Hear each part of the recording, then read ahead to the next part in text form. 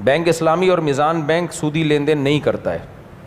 تو اگر 1 کروڑ روپے حکومت آپ کو اسلامک بینک فائنینس کر رہا ہے آپ کے ساتھ, تو وہ شرکت متناقصہ پہ ہی کرے گا وہ, کیونکہ اس کے لا بہت سخت بنے ہوئے ہیں اسلامک بینک کے.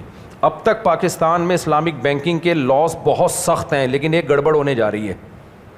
بتاؤں کیا ہو رہی ہے گڑبڑ؟ بتا دوں.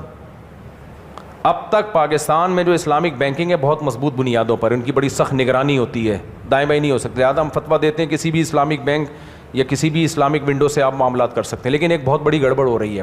پتہ ہے کیا ہو رہی ہے؟ اب تک اسلامک بینکوں میں اصول یہ تھا کہ شرعی ایڈوائزر جو ہے وہ ایکسپرٹ ہونا ضروری ہے. اس میں دیوبندی, بریلوی, شیعہ وغیرہ کی شرط نہیں تھی, ایکسپرٹ ہو. تو اب اس میں زیادہ تر دارالعلوم کرنگی کے علماء چلے گئے, کچھ جامعۃ الرشید کے چلے گئے, کچھ اور ہمارے مدارس کے, کیونکہ اسلامک بینکنگ پہ کام تو سارا ہمارے اکابر نے کیا ہے نا, بڑی محنتیں کی. مفتی رشید احمد صاحب رحمۃ اللہ جو میرے شیخ تھے, ان سے پہلے علامہ یوسف بنوری جو بنوری ٹاؤن کے بڑے تھے, پھر ان کی محنتیں ہیں, پھر مفتی شفیع صاحب کی محنتیں ہیں, پھر مفتی تقی عثمانی صاحب. سارا سیٹ اپ میرٹ کی بیس پہ چل رہا تھا. اب لا یہ بنا دیا ہے اسٹیٹ بینک نے کہ اس میں تمام مسلک کے لوگ آئیں گے اور ان کی تعداد کو پورا کرنا ضروری ہے. اتنے % دیوبندی ہوں گے, اتنے % بریلوی ہوں گے, اتنے % شیعہ ہوں گے, اتنے % اہل حدیث ہوں گے, تاکہ سب کو اس پہ اعتماد آئے, ہر مسلک کے لوگ ہوں. اب اس کا نقصان یہ ہوگا کہ قابلیت کے بجائے دیوبندیت, بریلویت اور شیعیت اور اہل حدیثیت اس کو رکھا جائے گا, جو کسی ادارے میں نہیں ہوتا. آپ اپنی کمپنی میں شرعی ایڈوائزر رکھنے کے لیے یہ دیکھتے ہو, آپ اپنی کمپنی میں کسی کو مینیجر رکھتے ہو تو کبھی یہ دیکھا کہ دیوبندی ہے یا بریلوی؟ کبھی دیکھا؟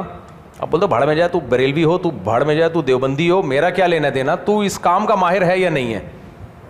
کیا خیال ہے؟ آپ پکوان کی دکان پہ جاتے ہو بریانی بنانے کے لیے, کبھی دیکھا کہ یہ بریلوی ہے یا دیوبندی ہے؟ بھائی یہ اچھی بریانی بناتا ہے, بریلوی ہے چلے گا, دیوبندی ہے چلے گا. تو اب ہونے یہ جا رہا ہے کہ شرعی ایڈوائزر کے لیے جو بینک میں جتنے % ہونے چاہیے اس میں یہ ہے کہ جی اتنے % دیوبندی ہوں, اتنے تمام مسلکوں کی نمائندگی ہو. اس نمائندگی کو, فارمیلٹی کو پورا کرنا ضروری ہو گیا ہے. اس سے پتہ ہے کیا ہوگا؟ مسلک تو سارے گھس جائیں گے, معیار کیا ہو جائے گا؟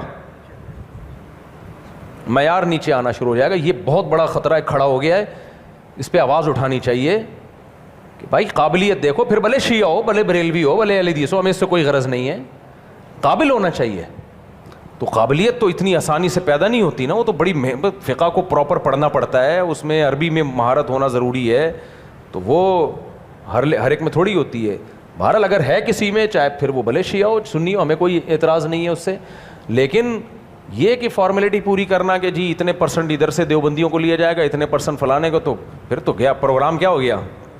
تو اس لیے اسلامک بینکنگ کا مستقبل پاکستان میں کیا ہوگا, اس کے خطرات اب اسے منڈلانا شروع ہو گئے. کیونکہ جب فارغ لوگ جا کے بیٹھیں گے صرف دیوبندی بریلوی ہونے کی بیس پہ, مسلک کی بیس پہ جا کے بیٹھیں گے, پتہ شتہ کم وقتوں کو کچھ بھی نہیں ہوگا, پھر جا کے بس وہ یہی کرتے رہیں گے, جائز ہے جائز ہے جائز ہے جائز ہے جائز ہے. کہیں ان کو یہی نہیں پتہ کہ کون سی معاملہ حلال ہے کون سا حرام. اس کے لیے تو یہ ساحل عظیم جیسے لوگوں کا کام تھوڑی ہے اسلامک بینکنگ میں تبصرہ کرنا, وہ بھی تبصرے کر رہے ہوتے ہیں, حالانکہ پتہ بیچارے کو اسلامک بینکنگ کا ککھ بھی نہیں ہے.